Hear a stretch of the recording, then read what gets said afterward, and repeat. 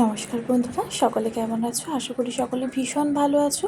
তোমরা সবাই আমাকে বলেছিলে যে জামাই ষষ্ঠী খাসির মাংসটা কীভাবে রান্না করলাম সেটার একটা ভিডিও দেওয়ার, কিন্তু সেটার সুযোগ হয়ে ওঠেনি। আমাদের জামাই ষষ্ঠী পরের দিন আবার খাসির মাংস হয়েছিল, সেটা কীভাবে রান্না করলাম চলো দেখে নিই। প্রথমে কড়াইয়ে সর্ষের তেল গরম করে সেখানে আলুগুলো আগে প্রথমে ভেজে তুলে নিলাম। সেই তেলের মধ্যেই শুকনো লঙ্কা, তেজপাতা আর গোটা জিরে দিয়ে ভাজা হয়ে গেলে সেখানে কিছু কুচিয়ে রাখা পেঁয়াজ দিয়ে দিলাম। তারপরে যে মাটনটাকে কিনে এনেছিলাম সেটাকে ধুয়ে পরিষ্কার করে রেখেছিলাম আগে থাকতেই, সেই মাটনগুলো এক এক করে তেলের মধ্যে দিয়ে দিলাম। তেলের মধ্যে ভালোভাবে নেড়ে চেড়ে কিছুটা যতক্ষণ না জল ছেড়ে বেরিয়ে আসছে ততক্ষণ পর্যন্ত মাটনটাকে নাড়াচাড়া করতে হবে। গ্যাসের ফ্লেমটা এই সময় অবশ্যই হাই রাখতে হবে। আমি এখানে চর্বিগুলো প্রথমেই অ্যাড করে দিয়েছি, কারণ যখন প্রেশারে দেবো তখন আর চর্বিগুলোকে দেবো না তাই। আচ্ছা, মিনিট 10 পরে আমি ঘুরে এলাম, তখন দেখলাম অলরেডি জলটা কিন্তু ছেড়ে বেরিয়ে গেছে। তারপরে এখানে আমি 2 চামচ পরিমাণে নুন অ্যাড করলাম। তোমরা অবশ্যই তোমাদের স্বাদ অনুযায়ী নুনটাকে ব্যবহার করবে। আমার এখানে পরিমাণ মতন 2 চামচ ব্যবহার করলাম।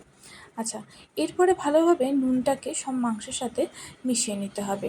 আমি মিক্সার গ্রাইন্ডারে একটা মশলা পেস্ট করেছিলাম, সেটা হলো আদা, রসুন আর পেঁয়াজ।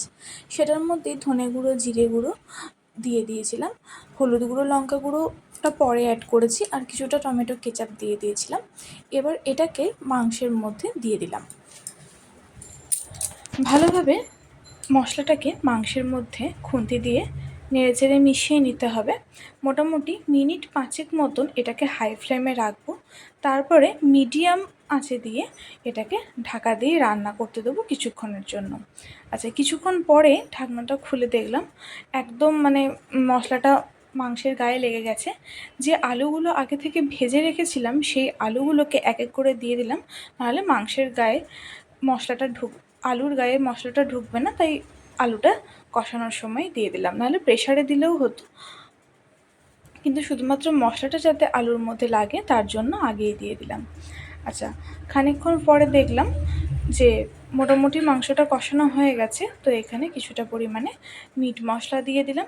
আমি এখানে 1 কেজি পরিমাণে মটনের জন্য একটা গোটা প্যাকেট মিট মশলা ইউজ করেছি, তো তোমরা চাইলে এর থেকে একটু কমও ইউজ করতে পারো।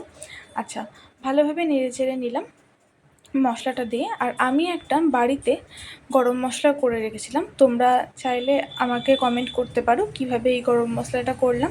প্যাকেটেরটা দিই না, কারণ প্যাকেটেরটাতে ম্যাক্সিমামটাই দারচিনির গুঁড়ো থাকে, কিন্তু আমরা এতে জায়ফল, জয়িত্রী আরও বিভিন্ন ধরনের গরম মশলা, এটাকে শুকনো খোলায় প্রথমে ভেজে নিয়ে তারপরে মিক্সার গ্রাইন্ডারে ড্রাই রোস্ট করে নিয়েছিলাম।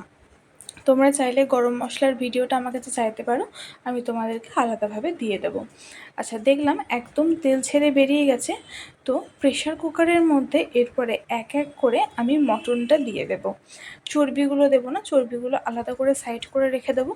আচ্ছা, দিয়ে দেওয়ার পরে পরিমাণ মতন এখানে জল দিয়ে দিলাম, জল দিয়ে ঢাকনা আটকে দিয়েছিলাম। তারপরে প্রেশারের ঢাকনা খুলে আর একবার কড়াইয়ে দিয়ে দিয়েছিলাম। দেখো কালারটা কেমন এসছে।